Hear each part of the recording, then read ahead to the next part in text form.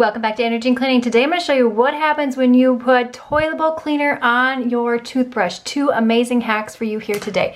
Look at my grout right here. It is supposed to be light like this. You all, this is amazing, especially, I'm doing this one-handed, put it on your toothbrush, especially if you don't want to use something that has bleach. Non-chlorine bleach, can you see that right there? And you do not have to wait around for this method if you have some really dirty grout. Depending upon how dirty your grout is, you're going to want to move that toothbrush back and forth for just a, look at it, it's already coming up. It's already coming up. Then you're just going to take a washcloth, I have some warm water in here, and you're going to wipe it away. Now this will get lighter and lighter as the grout dries. Now you may be saying to yourself, Andrea, this is going to damage your grout.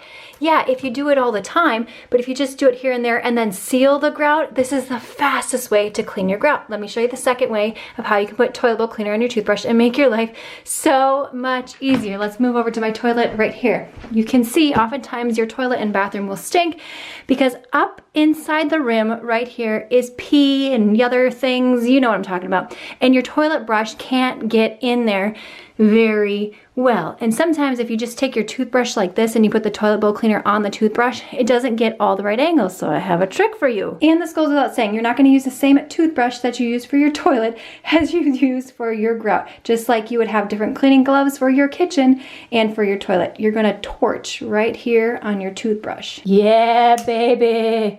Whoop whoop. We making fire now. Get that nice and hot so the plastic can melt and it's pliable. Do not handle flames with your fingers. We're gonna let that cool just a little bit right here. Voila, now I have the perfect tool right here. It is dry and secure. I put a little toilet bowl cleaner right on there, and now you can get up and under those hard to reach places in your toilet that you can't necessarily get with your brush. Now, if you're wondering what happens when you put laundry powder in your toilet, I'll link that video in the description box below. Give this video a thumbs up, and I will see you, my friend, in the next one.